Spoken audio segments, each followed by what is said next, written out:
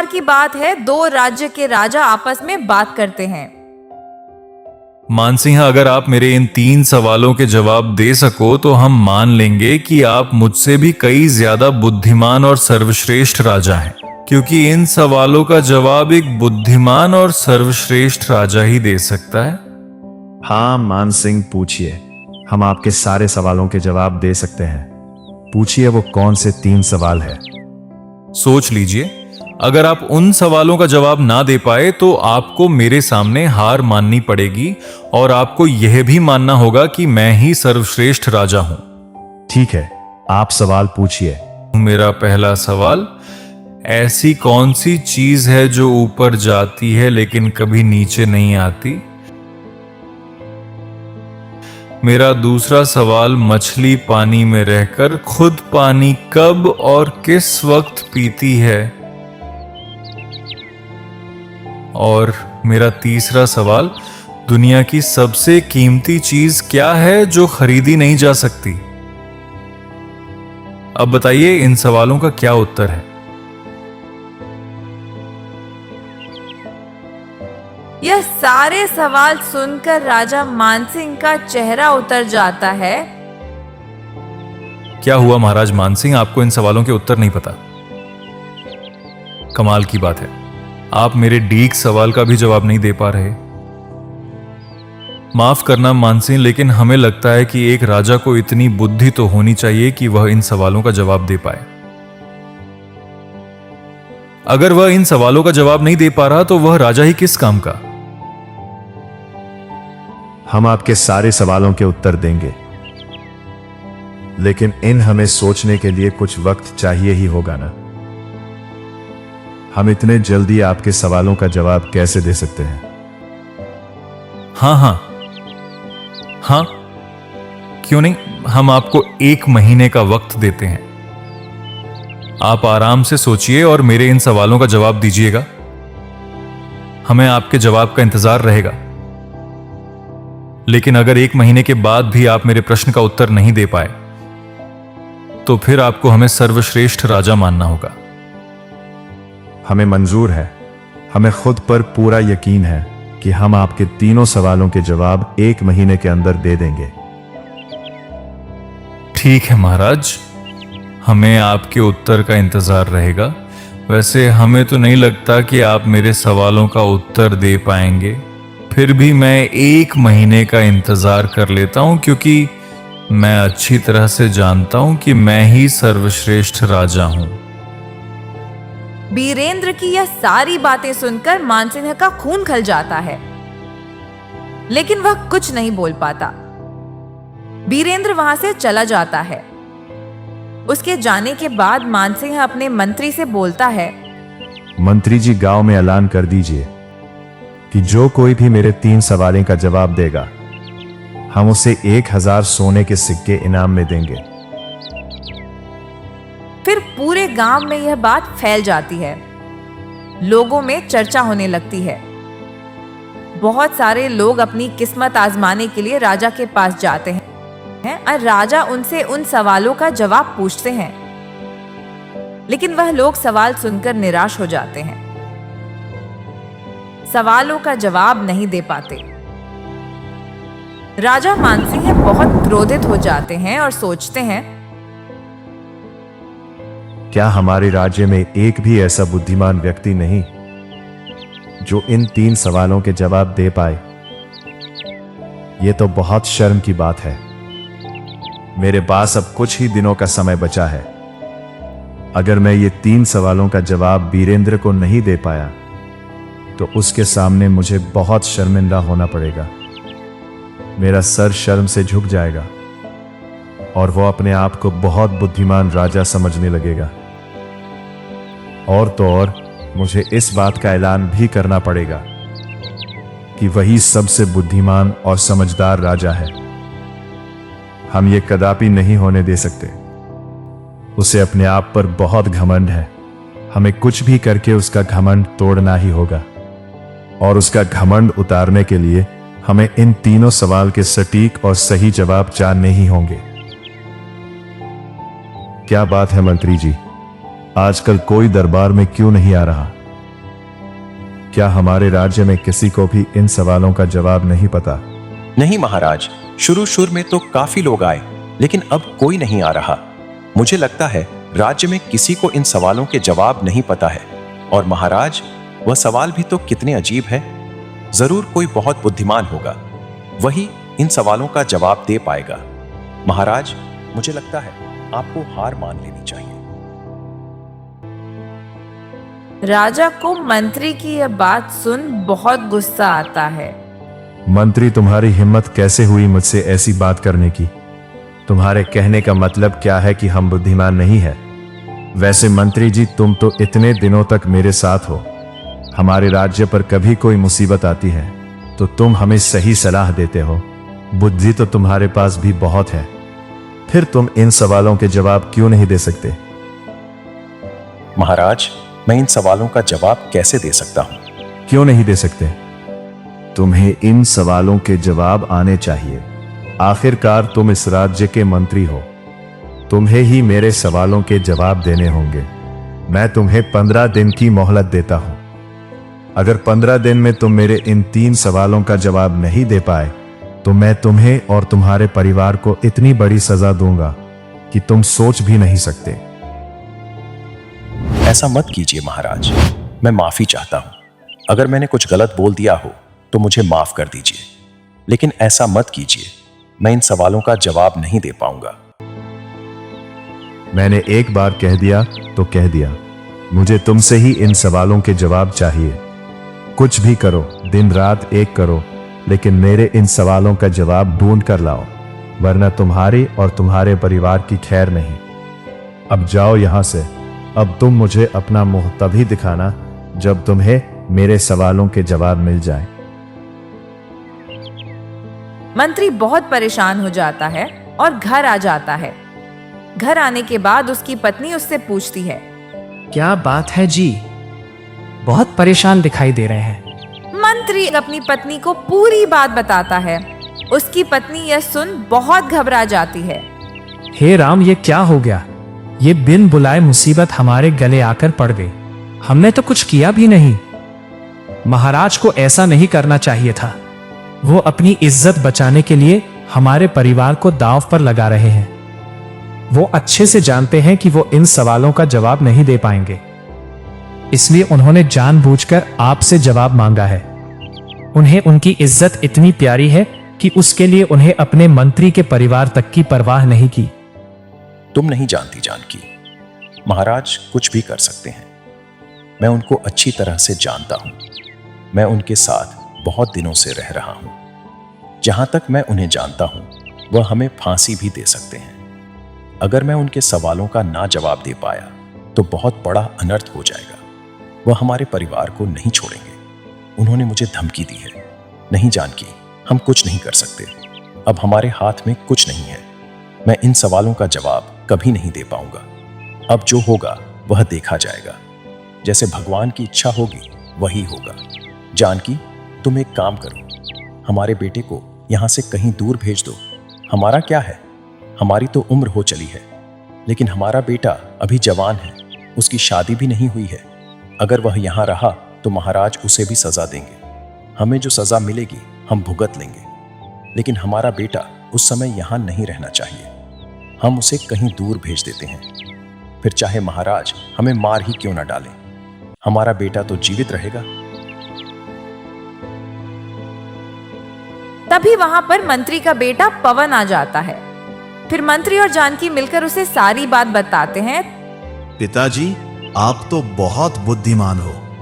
आपने एक नहीं कई बार इस राज्य के लिए फैसले लिए हैं, फिर आप कैसे हार मान सकते हो?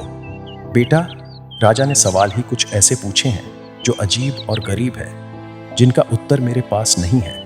उनका सवाल है कि मछली पानी में रहकर खुद पानी कब पीती है, और दूसरा सवाल, वह कौन सी ऐसी चीज है जो ऊपर तो जाती है लेकिन नीचे नहीं आती, और उनका तीसरा सवाल है, दुनिया की सबसे कीमती चीज क्या है जो खरीदी नहीं जा सकती। अब तुम ही बताओ बेटा, मैं इन सब सवालों के क्या जवाब दूं? यह सवाल ही कितने अजीब है। हाँ पिताजी, ये कैसे सवाल है? इतने अजीब सवाल तो मैंने आज तक कहीं नहीं सुने। भला कोई आदमी इनका जवाब कैसे बता सकता है? मछली तो हर समय पानी में ही रहती है, तो कोई ये कैसे बता सकता है कि वो पानी कब पीती है? बाकी के दो सवाल भी बहुत ही अजीब है। पिताजी, ये तो सरासर अन्याय है, ये सही नहीं है। महाराजा को यह सब नहीं करना चाहिए। आखिर इसमें आपकी क्या गलती है? और पिताजी, मैं आप दोनों को छोड़कर कहीं नहीं जाऊंगा। चाहे महाराज मुझे सजा क्यों ना सुना दे, मुझे मंजूर है। मैं आप दोनों के साथ ही रहूंगा। नहीं मेरे बच्चे, हमारी बात समझने की कोशिश कर। तू यहां से कहीं दूर चला जा, और मेरे बेटे अपनी पहचान छुपा लेना। किसी को अपनी पहचान मत बताना कि तुम कौन हो और किसके बेटे हो, नहीं तो राजा के आदमी तुम्हें ढूंढ लेंगे। हमारी फिक्र मत कर बेटा, हमारा जो नसीब में होगा वही होगा, हमें मंजूर है। आप दोनों कैसी बात कर रहे हो? मैं आप दोनों को छोड़कर कहीं नहीं जा सकता। आखिर आप दोनों मेरे माता पिता हो, मैं आपको छोड़कर नहीं रह सकता। चाहे कुछ भी हो जाए, मैं यहां से कहीं नहीं जाऊंगा। बेटा, शायद किस्मत यही चाहती है कि तू यहां से कहीं दूर चला जाए। मेरे बच्चे, यह भी तो हो सकता है ना, तुझे बाहर रहकर शायद इन सब सवालों के जवाब मिल जाए। अगर ऐसा हुआ तो तू उसी दिन लौट आना बेटा। लेकिन अगर तुझे इन सब सवालों के जवाब ना मिल पाए तो तू कभी यहां मुड़कर मत देखना। कभी किसी को हमारे बारे में या खुद के बारे में सच मत बताना कि तू कौन है, वरना राजा तुझे भी मार डालेगा। दोनों मिलकर पवन को वहां से भेज देते हैं।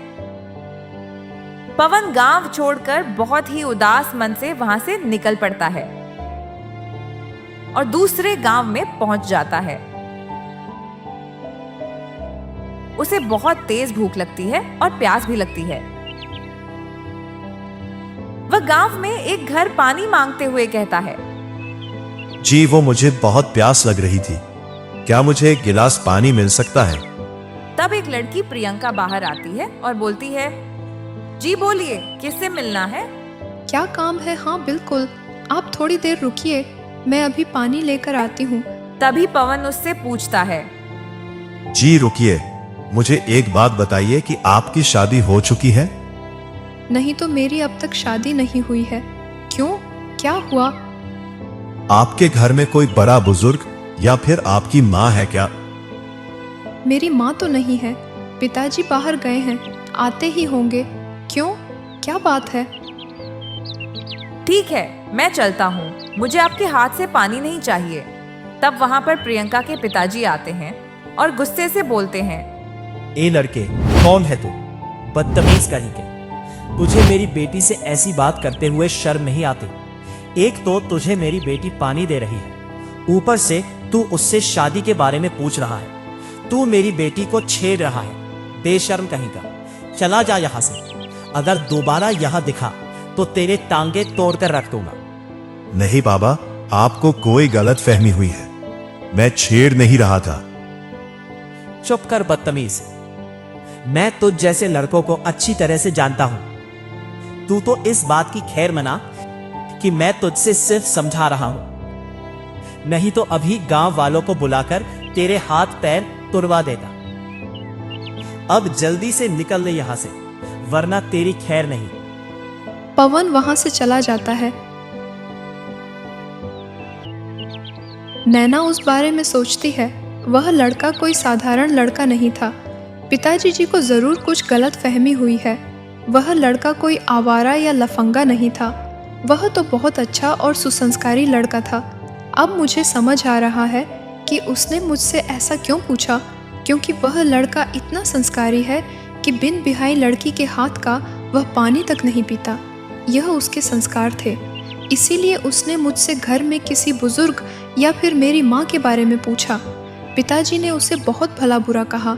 यह नहीं होना चाहिए था, उसे कितना बुरा लगा होगा। थोड़ी देर बाद प्रियंका अपने पिताजी से कहती है, पिताजी, आपने उस लड़के से ऐसी बात करके गलत किया। आपको गलत फहमी हुई थी। दरअसल वह लड़का मुझे छेड़ नहीं रहा था, वह तो सिर्फ पानी मांगने आया था। पिताजी, वह लड़का कोई साधारण नहीं, कोई आवारा या लफंगा नहीं है। जरूर किसी अच्छे घर का एक संस्कारी लड़का है। पानी मांगते समय उसने मुझे घर में किसी बुजुर्ग के बारे में इसलिए पूछा था क्योंकि वह मेरे हाथ से पानी नहीं लेना चाहता था। आप सोचिए पिताजी, जिस लड़के के संस्कार इतने अच्छे हैं, जो एक कुंवारी लड़की के हाथ का पानी तक नहीं लेता, वह लड़का भला किसी को कैसे छोड़ सकता है। जब मैंने कहा कि घर में माँ नहीं है तो उसने मेरे हाथ से पानी लेने के लिए मना कर दिया। ये क्या कह रही हो प्रियंका? फिर तो मुझसे बहुत बड़ी भूल हो गई। मैंने गुस्से में ना जाने उसे क्या क्या कह दिया। उसे कितना बुरा लगा होगा। खैर छोड़ो बेटा, अब मैं उस लड़के को कहाँ ढूंढूं? अब तक तो निकल चुका होगा। अगर कभी उससे दोबारा मुलाकात होगी तो उससे माफी जरूर मांग लूंगा, क्योंकि गलती उसकी नहीं मेरी है। मुझे गलत फहमी हो गई थी। मुझे लगता है वो लड़का जरूर बाजार की ओर गया है। वैसे बेटी, मुझे बाजार जाना था, कुछ काम भी है। तुम्हें कुछ मंगवाना है तो बोल दो। ठीक है पिताजी। वैसे पिताजी, बाजार से कुछ सामान लाना था। हाँ बोलो बेटी, क्या लाना है? मैं अब भी चला जाता हूँ। पिताजी, बाजार से 3 चीज़ लानी है। रुपये की ऐसी लेकर आइए जो ऊपर से सख्त हो और अंदर से नरम, और 2 रुपये की ऐसी चीज़ लेकर आई जो बाहर से नरम हो और अंदर से सख्त, और 1 रुपये की ऐसी सफ़ेद चीज़ लेकर आओ जो मीठी है लेकिन कोई फल नहीं, और 1 रुपये का गोल गोल तला हुआ प्यारा लेकर आइए। यह सब सुनकर प्रियंका के पिताजी का सर चकरा जाता है। मुझे तो कुछ भी समझ नहीं आया। ठीक से बताओ, तुम्हें क्या चाहिए? बेटा, तुम जो कह रही हो वह तो मेरे दिमाग से बाहर है। पिताजी, मुझे जो चाहिए मैंने आपको बता दिया है। अब आप बाजार जाइए और यह चीज़ खरीद कर लेकर आइए जो मैंने कहा है। आप बाजार में दुकानदार को यही कहिएगा, वह आपको सारी चीज़ दे देगा। क्या उसे ये सारी चीज समझ में आ जाएगी? हाँ पिताजी, अगर उसके पास दिमाग होगा तो ज़रूर समझ आ जाएगी। आप जाइए। ठीक है बेटा, मैं अभी जाता हूँ। प्रियंका के पिता बाजार के लिए निकल पड़ते हैं। एक दुकानदार से कहते हैं, सुनो भाई, 2 रुपए की ऐसी चीज दीजिए जो ऊपर से सख्त हो और अंदर से नरम हो, और 2 रुपए की ऐसी चीज दीजिए जो बाहर से नरम हो और अंदर से सख्त हो, और 1 रुपए की ऐसी सफेद चीज दीजिए जो मीठी है लेकिन कोई फल नहीं, और 1 रुपए का गोल गोल तला हुआ प्यारा दे दो।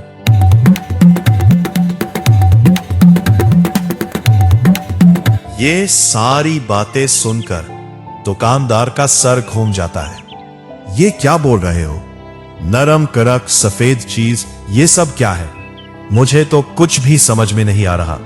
तुम्हें आखिर चाहिए क्या? साफ साफ बोलो। मेरी बेटी ने मुझे यही लाने के लिए कहा है। तुम्हें पता होगा, तुम मुझे ये चीज दे दो। आपकी ये टेढ़ी बातें मेरे दिमाग से बाहर है। मुझे कुछ भी समझ नहीं आ रहा। मैं आपको कुछ नहीं दे सकता। जाइए यहां से। फिर प्रियंका के पिताजी दूसरे दुकानदार के पास जाते हैं तो उन्हें भी यह सारी चीज समझ नहीं आती। फिर वो और एक दुकानदार के पास जाते हैं तो वो गुस्से से कहता है, क्यों रे बूढ़े, तू पीकर तो नहीं आया, या फिर तुझे मजाक करने के लिए मैं ही मिला था? तुझे कुछ खरीदना है भी या नहीं? मेरा समय बर्बाद मत कर, निकल जा यहां से। वो दुकानदार उसे वहां से भगा देता है। फिर रास्ते में उसकी मुलाकात पवन से होती है। वो पवन देख बहुत खुश हो जाता है और उसे कहता है, अच्छा हुआ बेटे, तुम मुझे यही मिल गए। मुझसे बहुत बड़ी गलती हो गई। मैंने अनजाने में तुम्हें बहुत कुछ सुना दिया। दरअसल मुझे पूरी बात पता ही नहीं थी और मैं तुम्हें समझ ही नहीं पाया। मैं तुम्हें औरों की तरह समझ रहा था, लेकिन जब मेरी बेटी ने मुझे समझाया तब मुझे समझ आया कि तुम औरों की तरह नहीं हो, कि तुम कितने संस्कारी हो। तुम्हारी उन बातों का मतलब मुझे तो नहीं समझ आया, लेकिन मेरी बेटी बहुत समझदार और बुद्धिमान है। उसने मुझे सारी बात बताई। तब मुझे मेरी गलती का एहसास हुआ। मुझे माफ कर देना बेटे। अरे नहीं नहीं बाबा, आप माफी मत मांगे। आपकी जगह कोई और होता तो उसे भी शायद गलतफहमी हो जाती। मुझे लगता है मेरे बात करने का तरीका ही कुछ ऐसा था कि आपको गलतफहमी हो गई। आप माफी मत मांगे। वैसे बाबा, आप बहुत परेशान दिख रहे हो। हाँ बेटा, दरअसल मेरी बेटी ने बाजार से कुछ चीज मंगवाई थी। मैं बहुत दुकानदारों के पास गया, लेकिन वो दुकानदार समझ ही नहीं पा रहे। मुझे बताइए, शायद मैं आपकी कुछ मदद कर पाऊं। प्रियंका के पिताजी पवन को उन चीजों के बारे में बताते हैं तो पवन सोचता है, सचमुच ये लड़की तो बहुत बुद्धिमान है। लगता है उसने किसी की परीक्षा लेने के लिए यह सब किया है। बाबा, आप चिंता मत कीजिए। मैं समझ चुका हूं कि आपकी लड़की को कौन सी चीज चाहिए। आप चलिए मेरे साथ, मैं आपको चीज दिलवाता हूं। फिर पवन प्रियंका के पिताजी के साथ एक दुकानदार के पास जाकर बोलता है, सुनिए भाई साहब, मुझे 2 रुपए की ऐसी चीज दीजिए जो बाहर से सख्त और अंदर से नरम हो, जो कि नारियल है। क्योंकि नारियल बाहर से सख्त होता है लेकिन अंदर से गुद्दे वाला नरम होता है। और 2 रुपए की ऐसी चीज दीजिए जो बाहर से नरम हो और अंदर से सख्त, यानी कि 2 रुपए के चुहारे दीजिए जो बाहर से तो नरम होते हैं लेकिन अंदर से सख्त होते हैं। और 1 रुपए की ऐसी मीठी चीज दीजिए जो फल नहीं है लेकिन मीठी होती है, वो है चीनी। 1 रुपए की चीनी दे दीजिए। यह सारी बातें सुनकर प्रियंका के पिताजी भी दंग रह जाते हैं। अब समझ में आया तो ये बात थी। तुम तो बहुत बुद्धिमान लड़के हो। ये सब बातें तो मेरी समझ में नहीं आई। इन बाबा को भी सीधे सीधे बोलना चाहिए था ना। ये सारी चीज इतने घुमा फिरा कर बोल रहे थे, मेरे तो कुछ समझ में नहीं आया। मैं तो हैरान हूं कि तुम इन सब चीजों को कैसे पहचान पाए। सचमुच तुम तो बहुत बुद्धिमान हो। फिर दोनों मिलकर वहां से चले जाते हैं। प्रियंका के पिताजी बोलते हैं, अरे बेटा, एक चीज तो रह गई। हाँ बाबा, चलिए मैं आपको वो भी दिल देता हूं। फिर पवन और बाबा मिलकर एक मिठाई वाले के पास जाते हैं। पवन उनसे कहता है, सुनिए भाई साहब, मुझे गोल गोल तला हुआ प्याला दे दीजिए। ये तुम क्या कह रहे हो? मुझे कुछ समझ नहीं आ रहा। साफ साफ साफ साफ बताओ क्या चाहिए। मैं गुलाब जामुन के बारे में बात कर रहा हूं, जो गोल भी होता है और तला हुआ भी होता है, जो प्यारा भी होता है। अच्छा, तो सीधे सीधे बोलो ना कि तुम्हें गुलाब जामुन चाहिए। इसमें इतना घुमा फिरा के बोलने की क्या बात है? यह सारी बातें सुनकर प्रियंका के पिताजी सोच में पड़ जाते हैं। सच में ये लड़का तो बहुत बुद्धिमान है। प्रियंका सच कह रही थी। यह लड़का कोई साधारण लड़का नहीं है। जरूर यह किसी अच्छे घर का लड़का है। इसके बातों से ही लग रहा है कि बहुत बुद्धिमान और कितना संस्कारी है। मुझे मेरी बेटी के लिए ऐसे ही लड़के की जरूरत थी। मैंने तो इसके घरदार के बारे में पूछा ही नहीं। मुझे इसके बारे में पता लगाना होगा।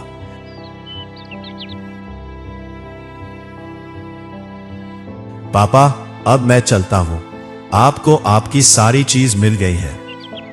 रुको बेटा, तुम्हारा नाम क्या है? कहाँ के रहने वाले हो? पवन मन ही मन सोचता है, मुझे अपनी पहचान छुपानी होगी। पिताजी ने कहा था किसी को भी अपनी असली पहचान मत बताना। कब कौन राजा को मेरे बारे में बता दे, उससे अच्छा झूठ बोल देता हूं। जी, मेरा नाम जितेंद्र है। वो मैं दूर गांव से आया हूं, काम की तलाश में हूं। मेरा इस दुनिया में कोई नहीं। मैं अनाथ हूं, रहने का भी ठिकाना नहीं है। अब कहाँ जा रहे हो बेटा? जी पता नहीं, जहां ईश्वर ले जाए, मैं सिर्फ उनके भरोसे हूं। एक काम करो, तुम मेरे घर चलो, मैं तुम्हारी मदद करूंगा। अरे नहीं नहीं बाबा, आप तकलीफ मत लीजिए। मैं जैसे तक ऐसे अपना गुजारा कर लूंगा। अरे नहीं नहीं बेटा, तुमने मेरी इतनी बड़ी मदद की है। अरे तुम आज ना होते तो मैं वो सारी चीज खरीद ही नहीं पाता। मैंने कई लोगों से बोला, लेकिन कोई मेरी बात समझ ही नहीं पा रहा था। कई लोगों ने तो मुझे गालियां तक दे दी। सचमुच बेटा, तुम बहुत बुद्धिमान हो। तुमने मेरी इतनी बड़ी मदद की है और अब मुझे मौका मिला है तो मुझे भी तुम्हारी सहायता करने का एक मौका तो दो। फिलहाल तुम्हारे पास रहने का कोई ठिकाना नहीं है, तो तुम मेरे घर पर रह सकते हो और मैं जल्द से जल्द तुम्हारे काम धंधे का भी कोई ना कोई बंदोबस्त लगा ही दूंगा। फिर एक बार तुम्हें काम लग गया तो फिर तुम किराए से अपने लिए दूसरा मकान देख सकते हो। तब तक तुम मेरे यहाँ ही रुक जाओ। ठीक है बाबा, अब आप इतना कह रहे हैं तो मैं आपके साथ चलने के लिए तैयार हूँ। फिर पवन उन बाबा के साथ उनके घर चला जाता है। प्रियंका उसे देख बहुत खुश होती है। घर जाने के बाद प्रियंका के पिताजी उसे बाजार की सारी बात बताते हैं। प्रियंका और भी खुश हो जाती है। थोड़ी देर बाद नहीं, प्रियंका सोचती है, सचमुच यह लड़का कोई साधारण नहीं। मैंने जो सोचा था वही निकला। ये बहुत बुद्धिमान और अक्लमंद है, क्योंकि मैंने पिताजी को जानबूझकर पहेलियां में जो चीज़ बताई थी उसका उत्तर एक बुद्धिमान व्यक्ति ही दे सकता था। मुझे पता था कि इन सवालों का जवाब यही दे सकते थे, इसीलिए मैंने जानबूझकर पिताजी को बाजार भेजा था ताकि मैं इनका पता लगा सकूं। प्रियंका पवन के बारे में सोच रही होती है। तभी उसके पिताजी वहां आ जाते हैं और उसे बोलते हैं, बेटा, मुझे तुझसे कुछ जरूरी बात करनी है। बेटा, जब से मैं पवन से बाजार में मिला हूँ तब से मेरे मन में ख्याल आ रहा है, पवन बहुत अच्छा लड़का है और बहुत बुद्धिमान भी है। वो बिल्कुल तुम्हारी तरह है बेटा, लेकिन वो अनाथ है। उसके माता पिता नहीं है। वो तो काम की तलाश में यहाँ वहाँ भटक रहा है। मुझे लगता है तुम्हारे लिए सुरेश से अच्छा लड़का हो ही नहीं सकता, क्योंकि बेटी, मैं तुम्हें बचपन से जानता हूँ। तुम में जितना दिमाग है, जितनी तुम बुद्धिमान हो, उतना ही पवन भी है। उसकी और तुम्हारी जोड़ी ठीक रहेगी। मैं तुम्हारी शादी सुरेश से करना चाहता हूँ। अब तुम बताओ, तुम्हारी क्या राय है? हाँ पिताजी, बोलिए ना, क्या बात है? पिताजी, आपने बिल्कुल सही कहा। राहुल सचमुच बहुत ही बुद्धिमान है। मैंने आपको जानबूझकर पहेली में वह चीज़ मंगवाई थी। मैं देखना चाहती थी कि सुरेश उन पहेलियों का उत्तर दे भी पाता है या नहीं, लेकिन उसने सभी पहेलियों के सटीक उत्तर दिए। मेरा भी यही सपना था कि मेरी शादी ऐसे ही किसी बुद्धिमान व्यक्ति से हो। मुझे कोई आपत्ति नहीं है पिताजी।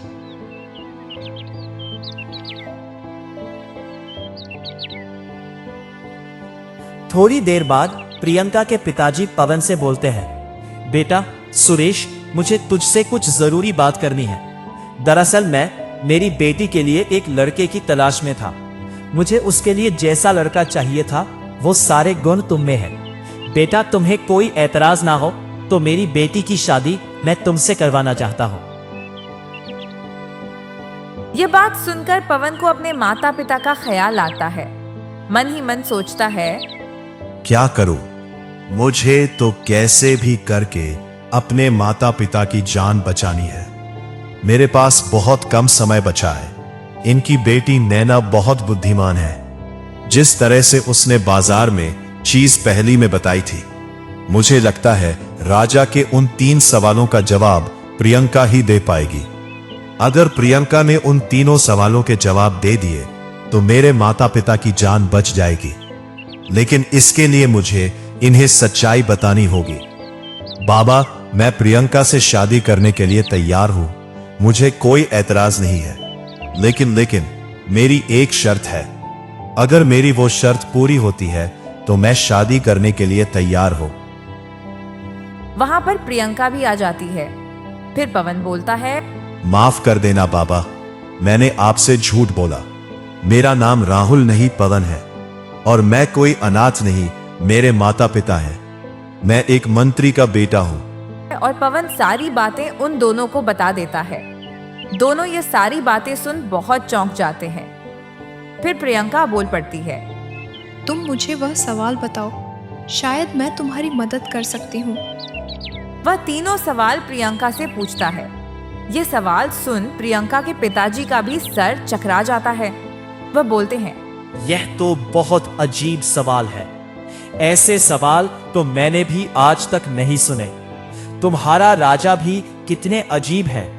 उन्होंने तुम्हारे और तुम्हारे परिवार के साथ बहुत गलत किया है। मैं मजबूर हूं बाबा, अब आप ही बताइए।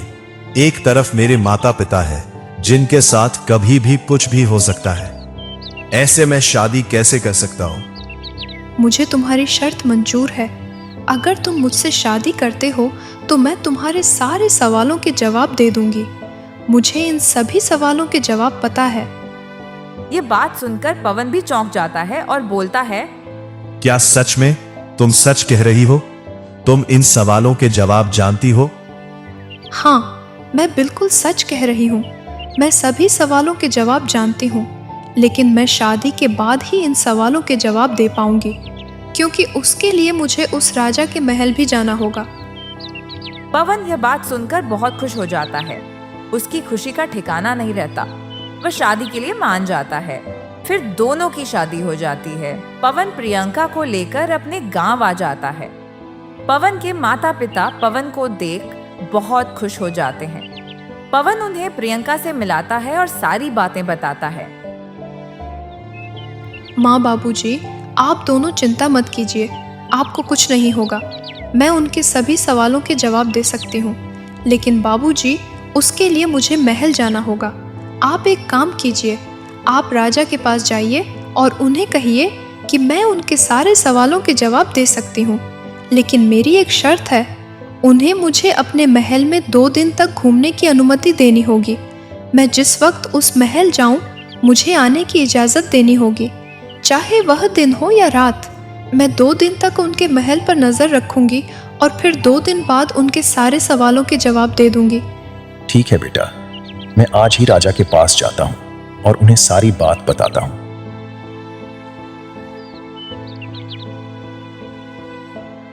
फिर मंत्री राजा के पास जाकर बोलता है, महाराज, आपके लिए खुशखबरी है। आपके सभी सवालों के जवाब आपको मिल जाएंगे। क्या तुम सच कह रहे हो? मुझे तो यकीन ही नहीं हो रहा। क्या तुमने मेरे सवालों के जवाब का पता लगा लिया? तो जल्दी बताओ, उन तीनों सवालों के जवाब क्या हैं? महाराज, मेरे पास आपके तीनों सवालों के जवाब नहीं है, लेकिन मेरी बहू के पास है। मेरी बहू को इन तीनों सवालों के जवाब पता है। तुम क्या कह रहे हो? तुम्हारी बहू, तुम्हारी बेटे की तो शादी अब तक नहीं हुई है। फिर मंत्री राजा को सारी बात बताता है।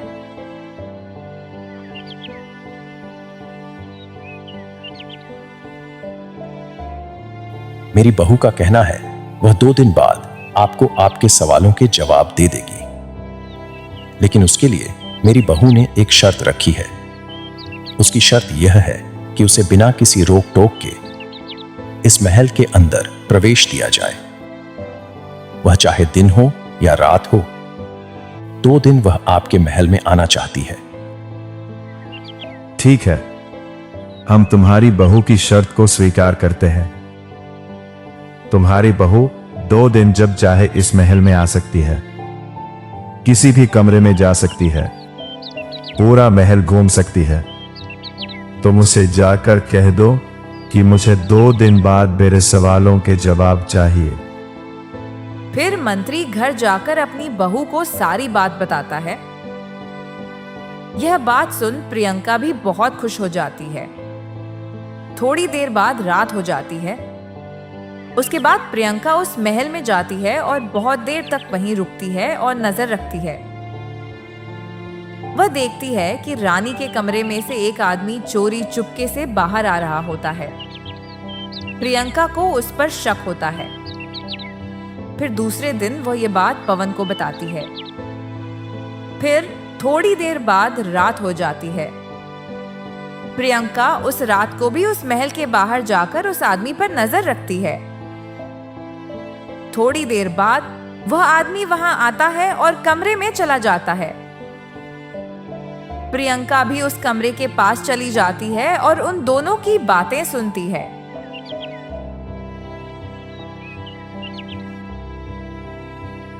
उसके बाद प्रियंका अपने घर लौट आती है। लेकिन प्रियंका, उस आदमी का इन सवालों से क्या लेना देना है? लेना देना है मुझे आज रात को भी वहां जाना होगा और इस बात की पुष्टि करनी होगी। और दूसरे दिन महल में प्रियंका को बुलाया जाता है। तो राजा प्रियंका से कहता है, देखो बहू रानी, जैसा कि तुमने कहा था, मैंने तुम्हारे साथ तुम्हारी शर्त मानी है। जैसा कि तुमने वादा किया था कि 2 दिन बाद तुम मेरे तीनों सवालों के जवाब दे दोगी। अब वो वक्त आ चुका है, तुम्हारे 2 दिन पूरे हो चुके हैं।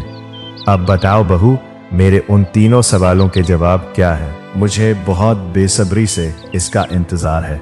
तुमने मेरे तीनों सवालों के जवाब दे दिए तो मैं तुम्हें मुंह मांगी कीमत देने के लिए तैयार हूं। तुम जो चाहोगी तुम्हें वो सब मिलेगा।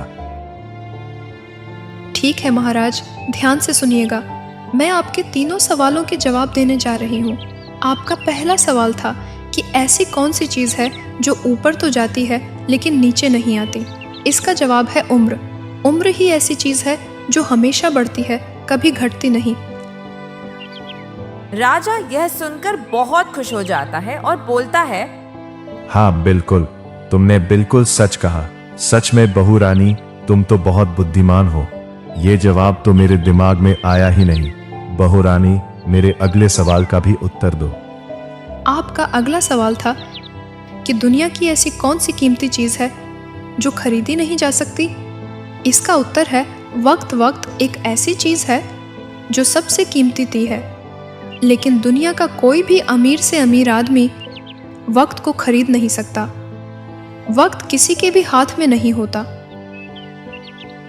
यह सुनकर वहां के सभी लोग आश्चर्यचकित हो जाते हैं। राजा की खुशी का ठिकाना नहीं रहता। वह बोल पड़ता है, शाबाश बहू रानी, तुमने ये भी बिल्कुल सच कहा। इस दुनिया में वक्त ही सबसे कीमती चीज है जो कभी खरीदी नहीं जा सकती। बहू रानी, बस मेरे आखिरी सवाल का जवाब दे दो। उसके बाद जो तुम कहोगी मैं तुम्हें सब दे दूंगा। और मुझे यकीन है मेरे तीसरे सवाल का भी जवाब तुम दे सकती हो, क्योंकि तुम्हारे दिमाग का जवाब नहीं। आपका तीसरा सवाल यह था कि मछली पानी में रहकर किस वक्त पानी पीती है। इस सवाल का जवाब तो आपके महल में ही है। ये तुम क्या कह रही हो बहू रानी? इस बात का उत्तर भला मेरे महल में कैसे हो सकता है? मैं कुछ समझा नहीं। आप आपके महल के सेवक मदन लाल को यहाँ बुलाएं, तभी मैं आपके सवाल का जवाब दे पाऊंगी। फिर प्रियंका के कहने पर राजा मदन लाल को वहां बुलाते हैं। फिर प्रियंका बोलती है, महाराज, यह तो आप अपने सेवक से ही पूछिए। यह बात सुनकर राजा चौंक जाते हैं और कहते हैं, बहू रानी, ये तुम क्या कह रही हो? भला इस सेवक का हमारे रानी से क्या संबंध हो सकता है? महाराज, यह तो आप अपने सेवक से ही पूछिए, यही आपको सच बताएगा। मदन लाल चुप क्यों खड़े हो? बोलो, ये बहू रानी क्या कह रही है? तुम्हारा महारानी से क्या संबंध है? महाराज, मुझे नहीं पता कि बहू रानी क्या कह रही हैं। भला मेरा महारानी के साथ क्या संबंध हो सकता है? मैं तो एक मामूली सा सेवक हूं। आप क्या कह रहे हैं? मेरे तो कुछ समझ में नहीं आ रहा। आखिर मैंने किया क्या है? सच सच बताओ मदन लाल, तुम झूठ नहीं बोल सकते। मैंने अपनी आंखों से तुम्हें देखा है और मैंने तुम्हारी सारी बातें सुन ली हैं। एक तो तुम अपने मुंह से महाराज को सारी सच्चाई बता दो, वरना मैंने जो सुना है मैं वह सारी बातें महाराज को बता दूंगी।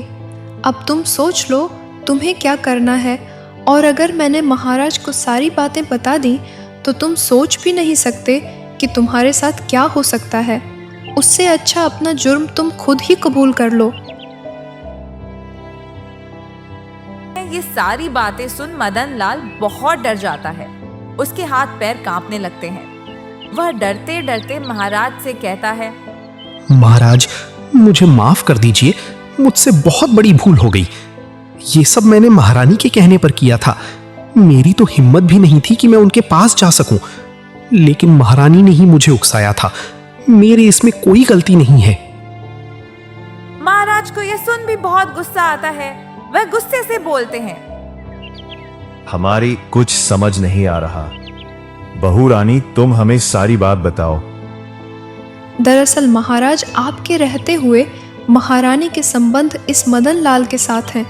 मैंने 2 दिन आपके महल में आने की इजाज़त इसलिए मांगी थी कि मैं इस महल में रहकर इस बात का पता लगा सकूं कि आखिर इस महल में चल क्या रहा है जो आपको भी नहीं पता।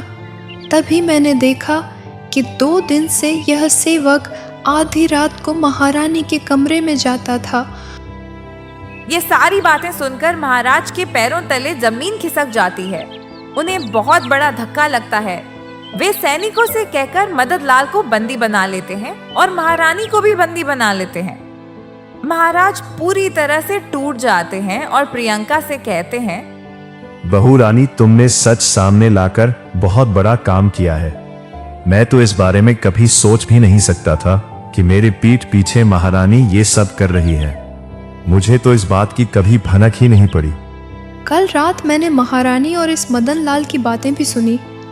उन बातों से मुझे यह पता चला कि यह पिछले कई सालों से महारानी और यह सेवक आपको धोखा दे रहे हैं। महाराज, आपके तीसरे सवाल का यही उत्तर है। अगर महल में रहते हुए आपको अपनी पत्नी के बारे में यह तक नहीं पता कि वह कब क्या करती है, फिर कोई आदमी यह कैसे बता सकता है कि मछली पानी में रहकर जल कब पीती है। यह सारी बातें सुनकर महाराज भी बहुत आश्चर्यचकित हो जाते हैं और प्रियंका की प्रशंसा करते हुए बोलते हैं, शाबाश बहू रानी, तुमने बिल्कुल सही कहा। तुमने आज मेरी आंखें खोल दी। और तो और तुमने एक बहुत बड़े राज से पर्दा भी उठा दिया। अगर तुम ना होती तो पता नहीं मैं और कितने दिन बेवकूफ बना रहता। इस राज्य को तुम्हारे जैसी सोच और बुद्धिमान रानी की जरूरत है। मैं चाहता हूं कि आज के बाद अभय मेरी जगह ले ले और तुम एक महारानी की जगह ले लो, क्योंकि तुम दोनों इसके काबिल हो। मैं आज से ही मेरा राजपाट छोड़कर जा रहा हूं। अब मेरा यहां बिल्कुल भी मन नहीं लगेगा। मैं इस धोखे के साथ यहां और नहीं रह सकता। अगर यहां रहूंगा तो बार बार मुझे महारानी का दिया हुआ धोखा ही याद आएगा। इससे अच्छा मैं बहुत दूर चला जाता हूं। अब ये राजपाट मुझसे ना हो पाएगा। मैं नहीं संभाल पाऊंगा और मैं अभय को यहां का नया राजा घोषित करता हूं। मुझे यकीन है तुम दोनों इस राज्य की देखभाल बहुत अच्छे से कर पाओगे। अगर आपको हमारी वीडियो अच्छी लगी हो तो आप हमारी वीडियो को लाइक करें और चैनल को सब्सक्राइब करें और एक प्यारा सा कमेंट करें। धन्यवाद।